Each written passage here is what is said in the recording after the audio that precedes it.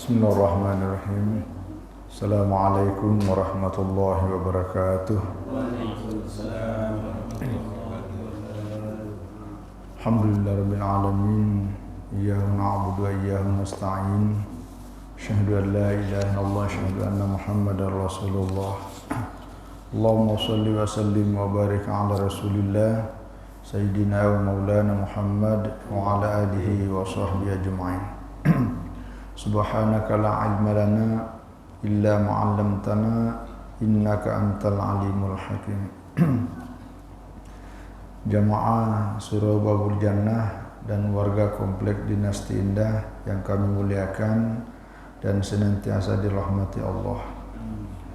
Alhamdulillah, kita senantiasa bersyukur, berterima kasih kehadirat Allah atas segala nikmatnya yang Allah berikan kepada kita dalam bentuk kesehatan, dalam bentuk kekuatan, termasuk kesempatan. Ya, Alhamdulillah, kita sudah sempat melaksanakan salat subuh secara berjamaah. Alhamdulillah, pagi hari ini atau hari ini adalah tanggal 2 bulan Zulhijjah 1445. Ya, karena di Indonesia hilal itu tampak pada Sabtu kemarin. Jadi itu tingginya di atas 3 derajat. Nah, sehingga Lebaran kita di Indonesia ini yang biasanya ada perbedaan karena ada yang tidak melihat. Misalnya kalau Muhammadiyah walaupun tidak sampai 2 derajat karena tidak perlu dilihat, yang penting sudah masuk, walaupun 1 derajat itu sudah dihitung 1 Zulhijjah. Nah, pemerintah, Nahdlatul Ulama dan organisasi-organisasi Islam lainnya, karena sudah di atas 3 derajat, maka itu sudah dipastikan bisa dilihat, sehingga disepakati 1 Zulhijjah adalah tanggal hari Sabtu kemarin, maka hari ini tanggal 2. Nah, nanti ahad depan itu adalah tanggal 9 Zulhijjah. 9 Zulhijjah, hari Senin tanggal 17 Juni 2024 ini adalah 10 Zulhijjah dan itu adalah hari Idul Adha bagi masyarakat muslim di Indonesia. Ya, walaupun di negara Saudi Arabia, karena 1 Zulhijjahnya di sana itu pada ini Jumat, nah, sehingga mungkin agak terjadi lagi itu perbedaan di sana. Ya, karena memang kalau di sana dengan sini memang selalu berbeda karena negara yang berbeda. Jadi nanti yang menjadi sering muncul pertanyaan ketika di sana wukufnya itu tanggal 15. Ya, jadi wukuf hari Sabtu. Ya, kemungkinan hari Sabtu itu. Hari Sabtu di sana wukuf. Kalau di Indonesia baru tanggal 8 Zulhijjah. Nanti kita puasa hari Arafah tanggal 9, di sana lebarannya. Nah, itu perbedaan hal yang biasa. Tapi intinya nanti kita akan bicara ini tentang kemuliaan, keutamaan dan amalan-amalan yang kita lakukan selama bulan Zulhijjah, terutama di awal-awal. Nanti salah satunya amalan itu adalah puasa Arafah. Ya. Nanti karena ini berkaitan dengan tadi yang saya sudah terlanjur jelaskan, nanti orang tanya, itu kita puasa Arafah karena sedang wukuf di Arafah, atau kita puasa Arafah berdasarkan tanggal di mana kita tinggal? Nah, maka jawabannya oleh para ulama, kita berpuasa berdasarkan waktu, ya, bukan berdasarkan kegiatan. Nah, waktunya kapan? Waktunya tanggal 9 Zulhijjah, di mana waktu itu berlaku di negara tempat di mana kita tinggal. Ya, jadi kita berpuasa berdasarkan waktu di mana kita beribadah. Jadi karena kita di Indonesia beribadah puasa Arafah, puasa tanggal 9 Zulhijjah adalah tanggal 9 Zulhijjah menurut perhitungan yang ada di Indonesia. Ya, bukan tanggal 9 Zulhijjah menurut negara orang lain. Ya, itu salah satu penjelasannya. Karena ini pasti muncul pertanyaan.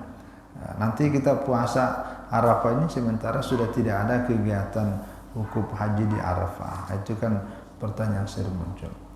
Jamaah sekalian yang saya muliakan,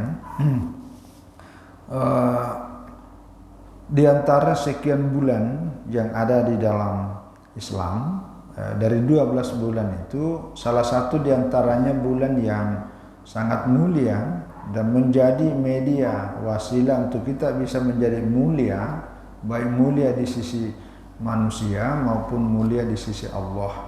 Salah satunya adalah bulan Zulhijjah. Nah, inilah yang kita mau sharing, berbagi, karena hari ini adalah awal, masih tanggal 2 bulan Zulhijjah.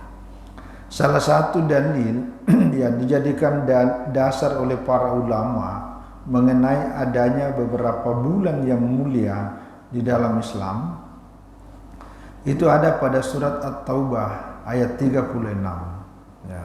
Allah Subhanahu wa taala berfirman, "Inna iddatasy syuhuri indallahi 12 syahran fi kitabillahi yauma khalaqas samawati wal ardh." Jadi sesungguhnya bilangan bulan di sisi Allah ialah 12 bulan. Ya, sebagaimana ketetapan Allah sejak di Lauh Mahfuz pada waktu Allah menciptakan langit dan bumi. Nah, minha arba'atun hurum. Nah, ini minha arba'atun hurum artinya diantaranya arba'atun hurum, ada 4 bulan yang haram. Ya, haram ini artinya mulia, utama, istimewa. Dzalika dinul qayyim fala tazlimu fihinna anfusakum. Itulah ketetapan agama Allah yang lurus. Fala tazlimu fihinna anfusakum, maka janganlah kamu menzalimi dirimu pada 4 bulan itu. Pertanyaannya adalah 4 bulan apa yang dimaksud? Ya, karena di ayat ini hanya dikatakan di antara 12 bulan itu ada 4 bulan yang mulia.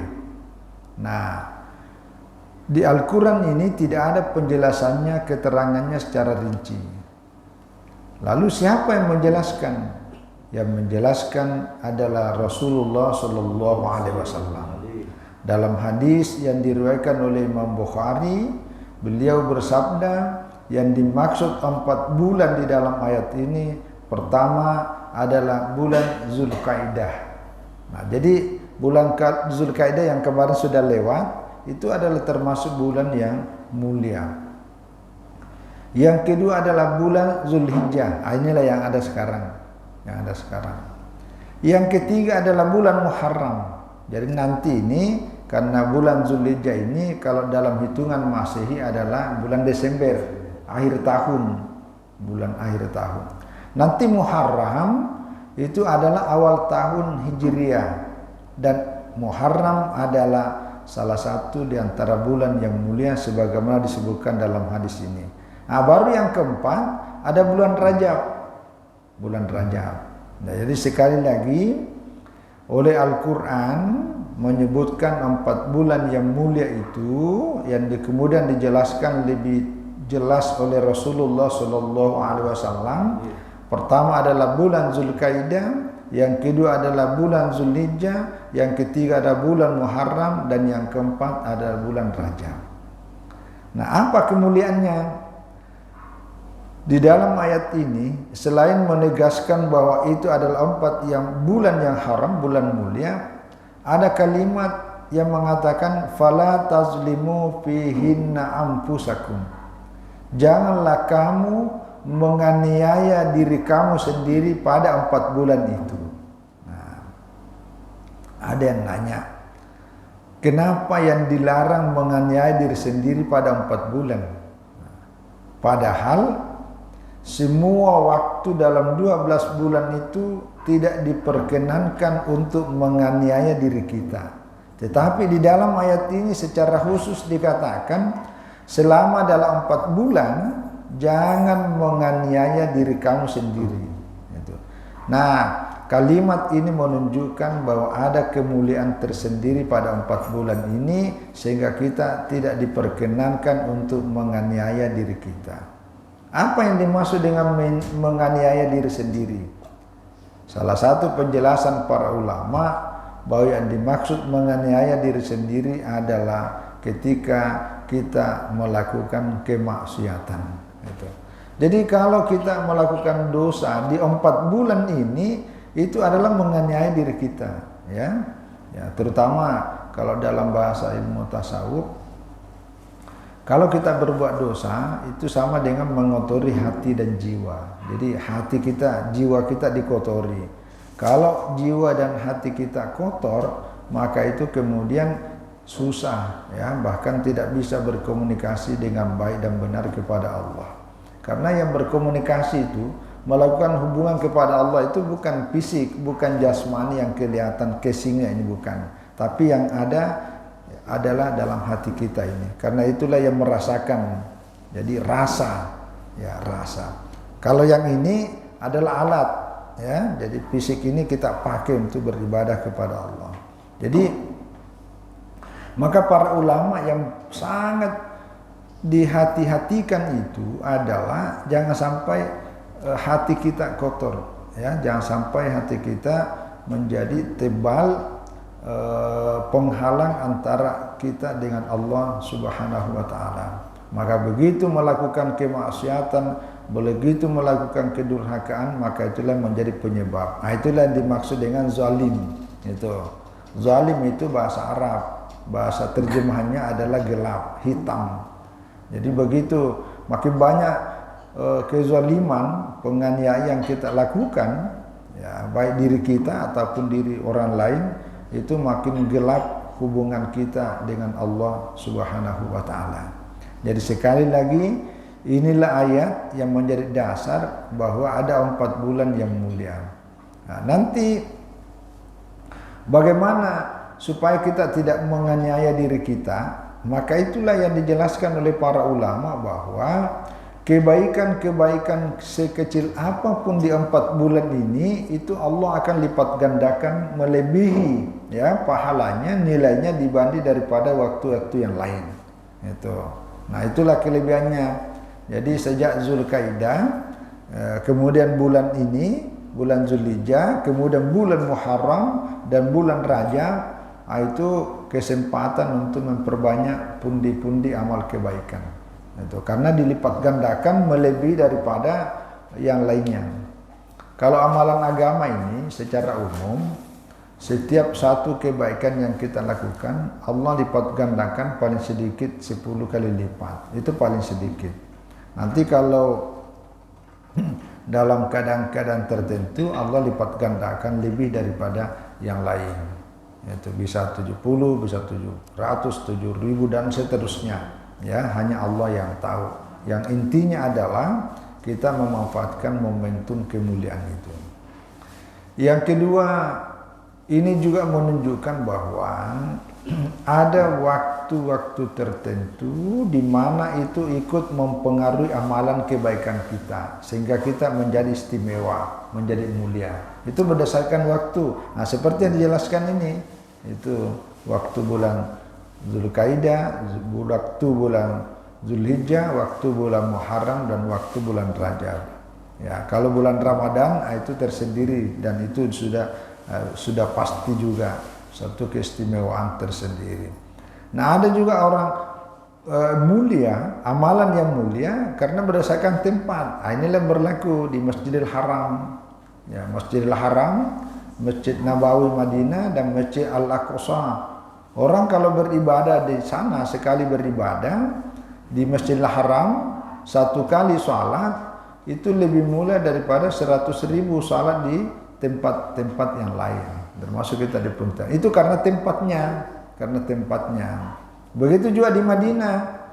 Di Madinah orang satu kali salat itu lebih mulia daripada 1.000 salat di tempat yang lain. Baru yang ketiga di Masjid Al-Aqsa. Di Masjid Al-Aqsa kita satu kali sholat itu lebih mulia utama dibanding daripada 500 kali kita sholat di tempat lain. Inilah 3 tempat yang kita sebut sebagai tanah suci bagi umat Islam karena itu punya kemuliaan tersendiri. Nah, jadi itulah satu keistimewaan, ada karena waktu, ada karena tempat. Nah, ada lagi karena ibadah tersendiri. Nah, itulah nanti antara ibadah salat, ibadah haji, ibadah puasa, dan juga ibadah-ibadah yang lainnya, itu ibadahnya sendiri. Itu masing-masing ada keistimewaannya. Beberapa tahun lalu kita menjelaskan kemuliaan ibadah haji dan kemuliaan ibadah salat. Itu masing-masing ada menyebutkan yang paling mulia adalah ibadah salat. Nanti kalau yang ini nanti ini berbicara kemuliaan khusus ibadah kurban yang ada di bulan Zulhijjah. Karena tidak ada ibadah kurban selain pada bulan Zulhijjah. Nah, itu yang satu. Yang berikutnya adalah ada satu keistimewaan secara khusus di bulan Zulhijjah. Ya, kalau tadi ini kan kita menjelaskan 4, ya, karena itu penjelasan di Al-Quran. Nah, secara khusus oleh Rasulullah SAW memberikan keterangan bahwa di awal-awal bulan Zulhijjah ini ada menyebutkan sampai 10, tapi nanti hadis yang lain menjelaskan tentang keutamaan tersendiri pada hari-hari tasyrik. Jadi bukan hanya 10 awal, karena kalau 10 awal bagaimana dengan hari tasyrik 11, 12, 13, itu tersendiri juga. Jadi kemuliaannya ini sekali lagi bulan Zulhijjah sejak tanggal 1 Zulhijjah sampai akhir Zulhijjah semuanya mulia, semuanya utama dan semuanya punya kelebihan. Tapi secara khusus, ini hadisnya diriwayatkan Imam Ahmad bersumber dari Ibnu Abbas pada hari-hari awal, ya, awal sampai 10 itu. Ani bin Abbas radhiyallahu anhuma qala Rasulullah sallallahu alaihi wasallam ma min ayyamin al-amalu salihu fiha ahabbu ila Allah azza wa jalla min hadhil ayyam, yakni ya ayyamal ashr. Itu diriwayatkan dari Ibnu Abbas radhiyallahu anhuma, ia berkata Rasulullah sallallahu alaihi wasallam bersabda, ma min ayyamin, ya, tidak ada satu hari pun, ya, al amalus salihu, amalan saleh, fiha, di dalamnya, ahabbu ilallah azza wa jalla, yang lebih disukai, lebih dicintai, lebih disenangi oleh Allah azza wa jalla, ya, min hadhil ayyami, yakni ayyam al-ashr, ya. Tidak ada satu amalan saleh di dalamnya lebih disukai, lebih dicintai, lebih disenangi Allah azza wa jalla daripada hari-hari ini, yaitu daripada 10 hari pertama di bulan Zulhijjah. Lalu qalu ya Rasulullah, lalu para sahabat bertanya, ya Rasulullah, walal jihadu fi sabilillah, begitu juga kah dengan jihad di jalan Allah? Artinya masih lebih muliakah pada hari-hari pertama ini sampai selama 10 awal bulan Zulhijjah ini masih lebih utamakah daripada jihad, ya, fi sabilillah, jalan Allah? Lalu beliau menjawab, qala wala al-jihadu fi sabilillah illa rajulan kharaja bi nafsihi wa malihi thumma lam yarji' min dzalika bi syai'in. Ya, iya termasuk jihad fi sabilillah, kecuali seseorang yang betul-betul keluar, ya, pergi berjihad di jalan Allah, ya, dengan jiwa, nyawanya dan hartanya, kemudian ia tidak kembali lagi setelah itu karena dia mati syahid di jalan Allah.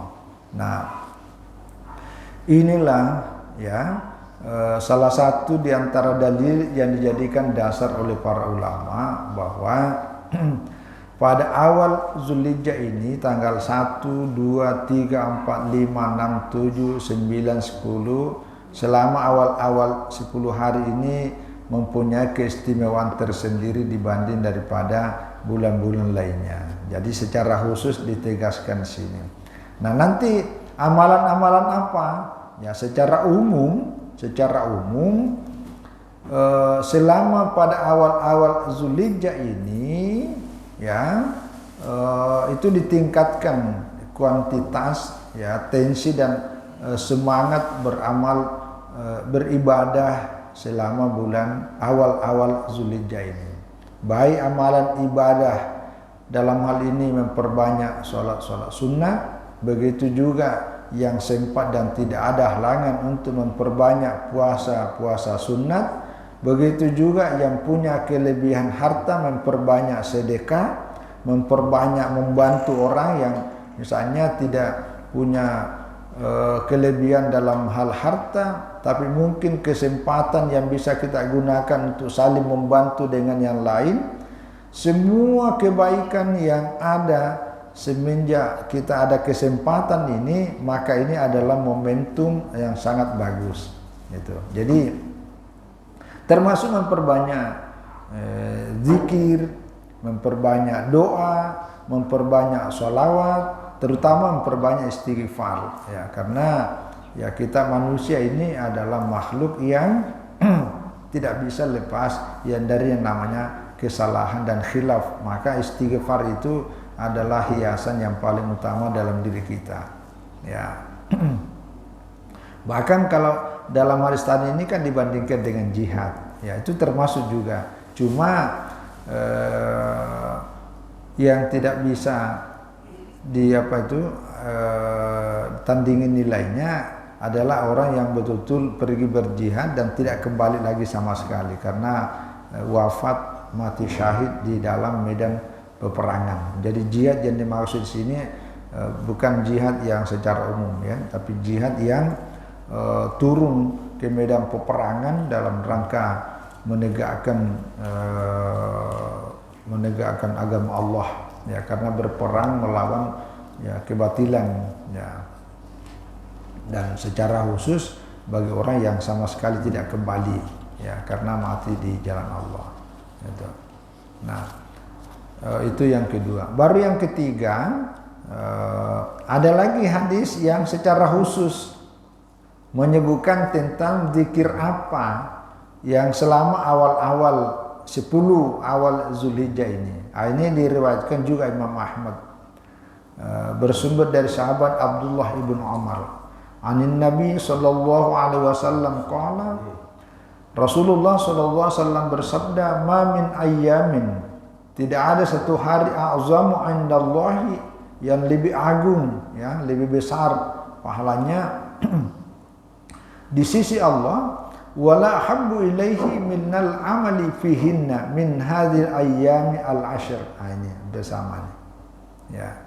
Jadi tidak ada satu hari ya yang paling agung, a'zam, yang paling besar di sisi Allah, dan tidak ada yang paling dicintai, ahabbu ilallah ya, lebih disenangi, lebih dicintai, lebih disukai minal amali, daripada amal yang dilakukan di dalam 10 hari-hari di awal bulan Zulhijjah ini ya.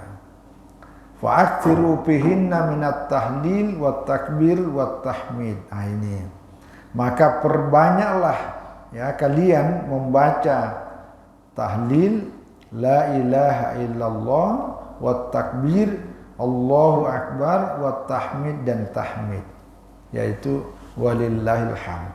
Nah, inilah dalil yang secara khusus menjelaskan bahwa di antara sekian banyaknya zikir yang patut dan sangat disunnahkan diperbanyak di awal-awal bulan Zulhijjah, 10 awal bulan Zulhijjah ini, salah satu di antaranya adalah takbir ya ini ya, yaitu la ilaha illallah Allahu akbar walillahil hamd ya.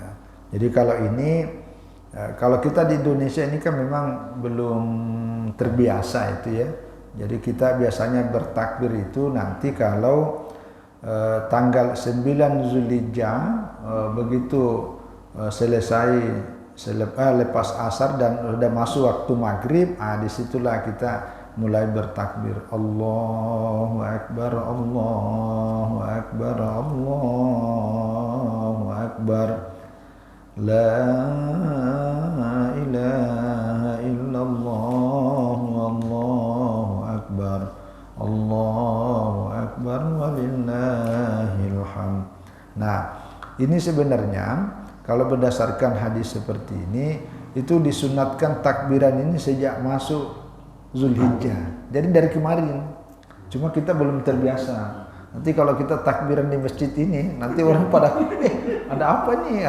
Jadi ada amalan yang secara hukum sunat, tapi kalau dilakukan nanti dianggap ini gaduh ini. Ini kan lebaran belum, loh kok ada takbiran? Padahal itu disunatkan. Jadi maksudnya baca aja secara sendiri-sendiri, nggak usah dibaca keras-keras untuk menghindari kesalahpahaman. Ya apalagi menghindari kegaduhan. Nanti kira kita ini aliran baru lagi nih. Bukan aliran baru, memang baru disampaikan. Ya. Di Timur Tengah pun kayaknya masih juga belum begitu masyarakat ya. Tapi intinya gitu ya. Jadi selama awal-awal ini 10 hari awal itu disunahkan zikir secara mutlak, takbir secara mutlak. Kalau ini khusus awal-awal. Nanti kalau hari tasyrik itu takbir muqayyad namanya. Jadi hanya berlaku 3 hari. Nanti kita jelaskan tentang keutamaan hari tasyrik. Lalu secara khusus lagi di 9 Zulhijjah. Inilah nanti puasa Arafah. Jadi sekali lagi di awal 10 hari ini itu keutamaan sangat banyak. Nah secara khusus adalah 9 Zulhijjah. Ini hadis diriwayatkan Tirmidzi. An Abi Qatadah radhiyallahu anna Nabi sallallahu alaihi wasallam qala siyamu yaum Arafah ya inni atasibu 'ala Allah ayyukaffira sanata ya allati ya qablahu ya was sanata allati ba'dahu. Nah, jadi diriwayatkan dari Abi Qatadah bahwa Rasulullah sallallahu alaihi wasallam bersabda, siyamu yaum Arafah ya berpuasa pada hari Arafah ya ini atasibu 'ala Allah ayyukaffira sanah allati qablahu was sanata allati ba'dahu. Ya saya berharap dari Allah akan dapat menghapuskan dosa-dosa setahun sebelumnya dan dosa setahun sesudahnya. Jadi 2 tahun. Nah, itu satu kelebihan secara khusus di puasa pada tanggal 9 Zulhijjah.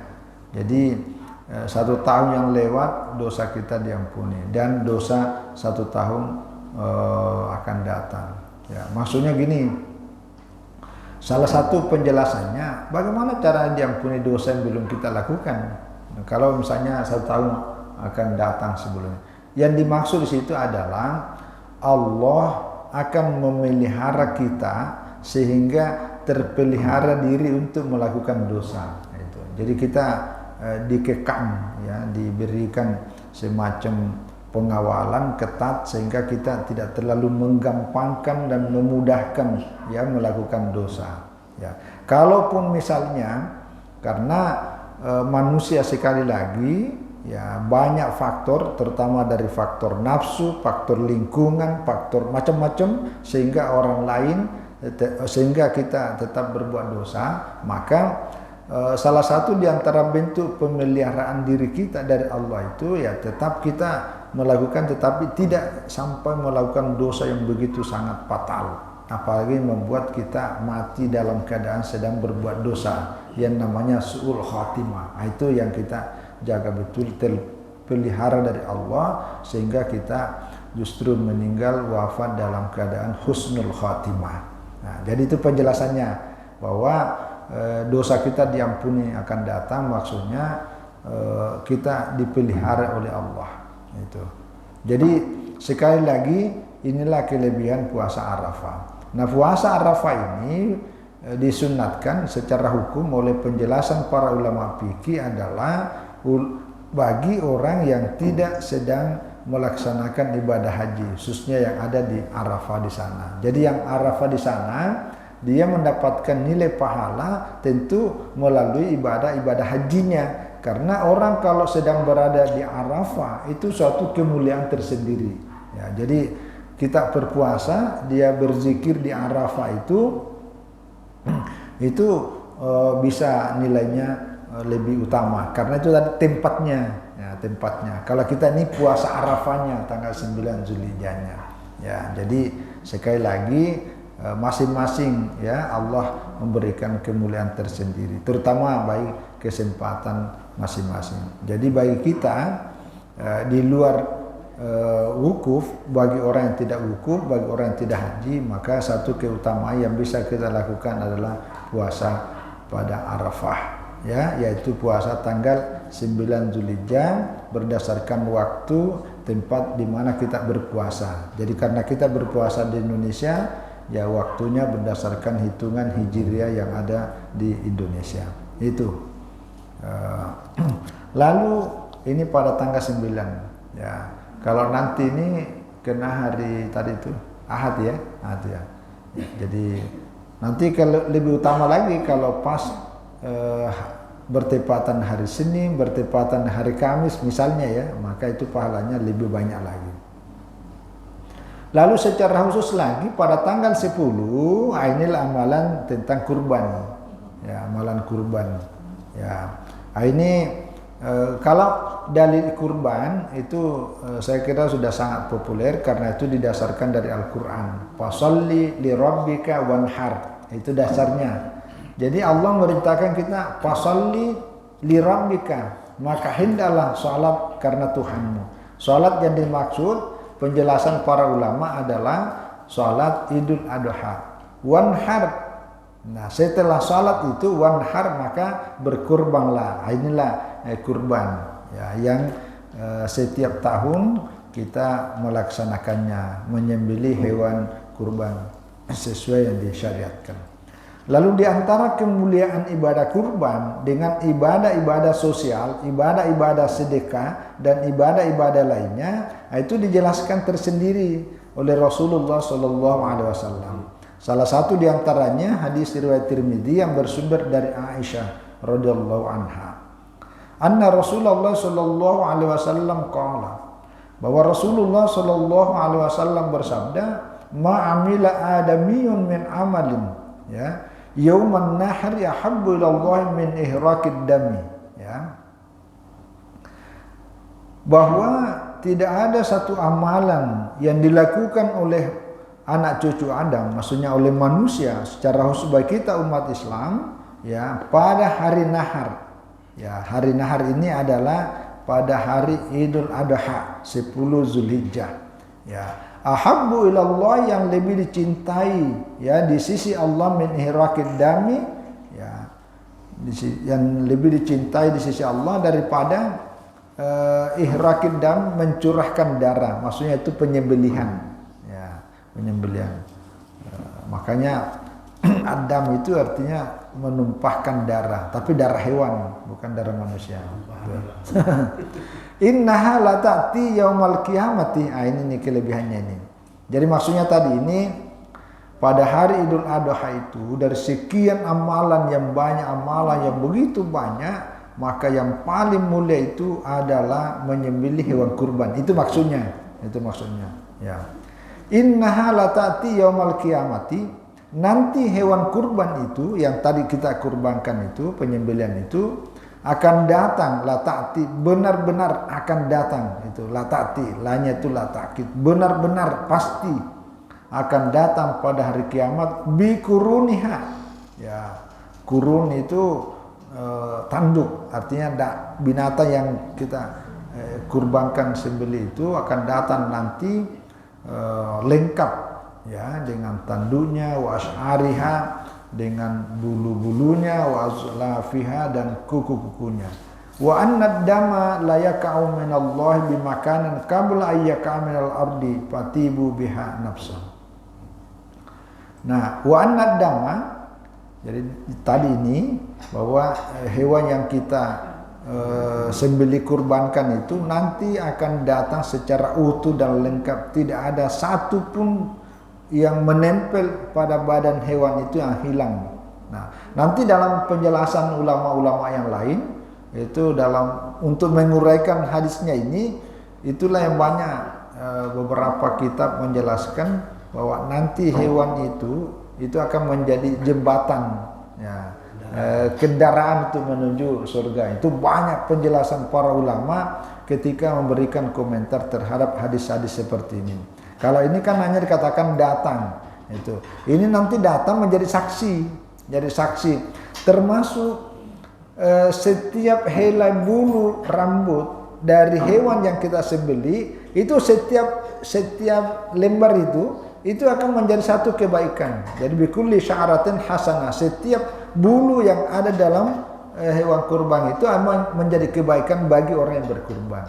Nah, jadi makanya kalau cari hewan kurban itu cari yang paling banyak bulunya. Dan itu dilarang dipotong. Jangan digunting. Ini terlalu panjang, jangan, karena itu nanti kita tidak tahu, ya wallahu alam. Itu bisa mengurangi nilai pahala bagi orang yang berkurban itu. Ya, tapi ulama menjelaskan bahwa penyebutan bulu kuku ini adalah penyebutan begitu sempurnanya, itu dimaksud itu. Jadi jangan juga karena bicara bulu, bicara kuku, bicara tanduk, perlulah dicari bulu, tanduk dan dari begitu sedikit yang tidak dibeli. Itu bukan begitu, bukan. Ini penggambaran oleh Rasulullah SAW. Karena yang paling gampang dilihat kan itunya itu. Ya. Tapi jangan lupa yang paling bagus itu adalah dagingnya bisa dimanfaatkan oleh banyak orang. Itu yang paling itu, karena asas kemanfaatannya itu dagingnya. Jadi itu kelebihannya, ya, akan menjadi jembatan untuk menuju ke surga. Nah, selanjutnya wa anna damah. Adapun darahnya itu yang pas begitu disembeli itu, ya, layaka minallah bimakanan qabla ayyaka minal ard. Ya. Jadi kalau dalam hadisnya ini darahnya itu yang memuncrat begitu disembeli oleh Al-Gojo itu sebelum darah itu menyentuh tanah, pada itu kan jaraknya dekat. Sebelum menyentuh itu apa yang kita persembahkan itu sudah sampai di sisi Allah. Gitu. Makanya di dalam ayat itu dikatakan bahwa bukanlah darah dan daging yang sampai kepada Allah, walakin yanalu at-taqwa minkum. Akan tapi yang sampai kepada Allah itu adalah ketakwaan kalian. Jadi itu sekali lagi adalah bentuk penggambaran bahwa betapa ibadah kurban ini mempunyai nilai khusus yang secara istimewa melebihi daripada ibadah-ibadah yang lainnya. Jadi jangan dihitung, kan ini ibadah sosial. Kalau kita berkurban berapa? 3 juta berapa? 3.500.000 misalnya. Mendingan saya pakai uang cash 5 juta, kasih SPP, bayarkan SPP mahasiswa. Mana lebih utama? Sama-sama punya keutamaan. Karena keutamaan bagi SPP itu bisa membuat orang yang tadinya terancam tidak ikut kuliah karena tidak bayar, begitu Anda lunasi bayarkan, itu punya keistimewaan tersendiri. Tapi kalau yang ini, selain ibadah khusus karena dikurbah kedekatan diri kepada Allah, juga memberi banyak manfaat karena banyak orang menikmati. Jadi punya kelebihan tersendiri. Jadi tidak bisa dihitung, Anda usahlah saya kurban, lebih baik saya bayarkan aja. Biarkan beasiswa itu tersendiri, jadi tidak bisa karena ini secara khusus tentang ibadah kurban itu. Jadi tidak bisa diganti, tidak usahlah saya kurban, saya pakai ini.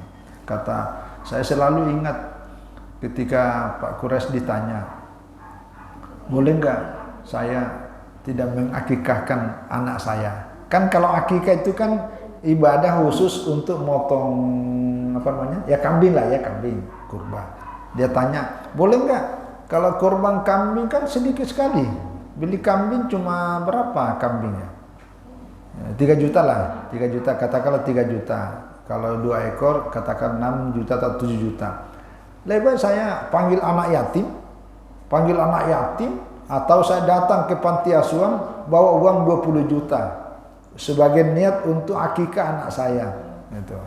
Ada pertanyaan begitu, mana yang paling utama? Salah satu jawabannya saya selalu ingat, memang sama-sama ada nilai sosialnya. kemanfaatan lebih. Tetapi secara hukum ada ketentuannya. Contoh, orang kalau mau mengirim surat itu kan datang ke kantor pos, kan harus pakai materai. Nah, materai berapa? Perangko kirim. Kalau kita mau kirim surat kan harus ditempel dulu perangko 10.000. Nah, resmi.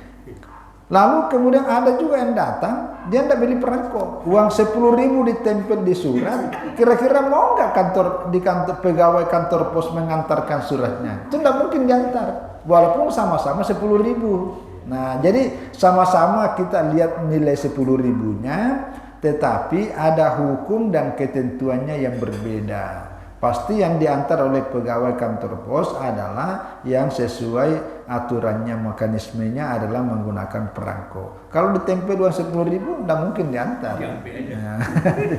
Nah, itulah kira-kira itu. Jadi ibadah akikah adalah ibadah khusus dalam bentuk penyembelihan, walaupun nilainya sama-sama harganya, tapi hukumnya berbeda dan nilai di sisi Allah juga berbeda. Nah, begitu juga lah tentang ibadah kurban ini, tidak bisa dilihat, kan cuma 3 juta, sementara kalau kita kasih anak yatim bisa 10 juta, mungkin lebih banyak. Itu sama-sama nilainya, tapi ada hukum-hukum yang berbeda dan punya keistimewaan tersendiri.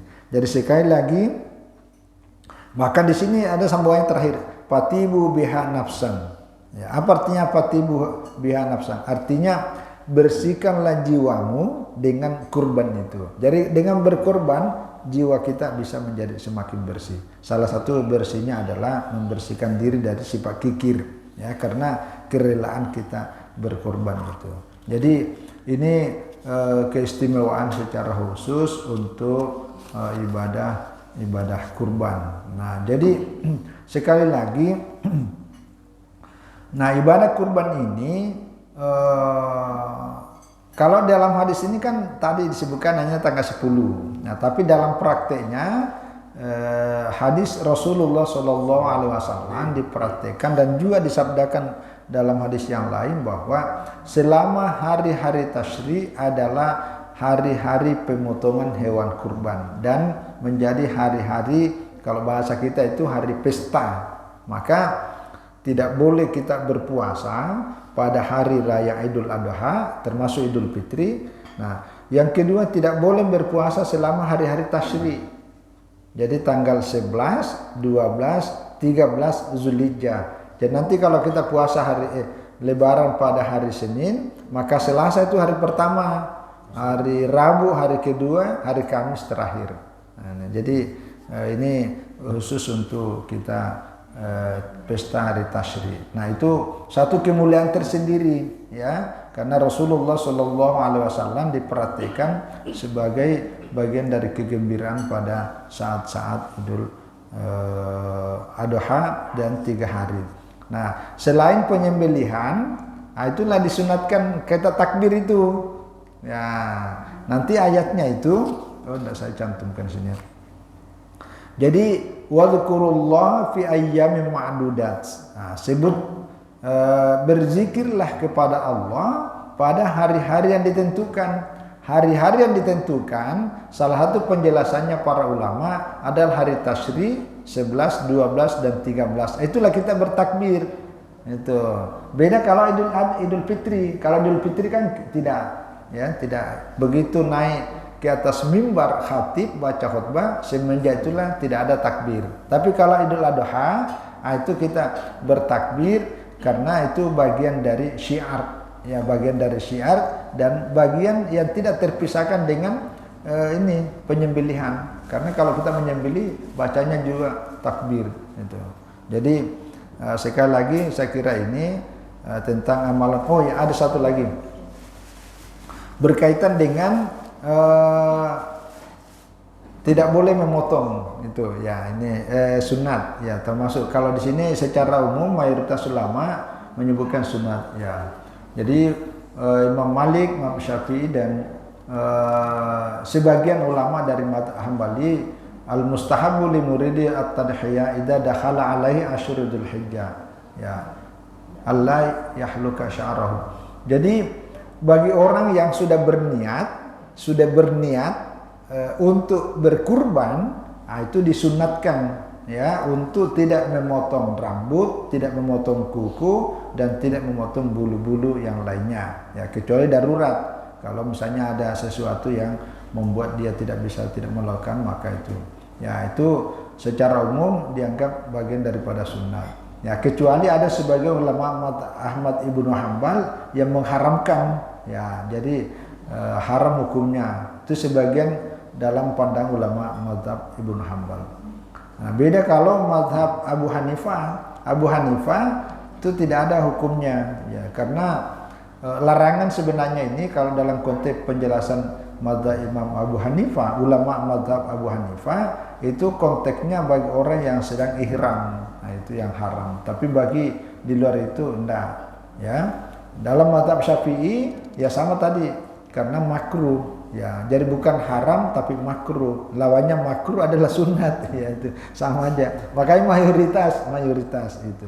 Jadi intinya kembali kepada kondisi yang bersangkutan. Selama kita bisa memelihara diri untuk tetap ini, boleh menganut mazhab mayoritas, khususnya dalam mazhab Syafi'i dan Imam Malik dan mazhab sebagian ulama mazhab Imam Ahmad ibnu Hambal. Walaupun sebagian ada yang sampai mengharamkannya ya, tapi kecuali mazhab Abu Hanifah yang menganggap itu tidak sampai pada haram, tidak sampai pada makruh apalagi haram ya.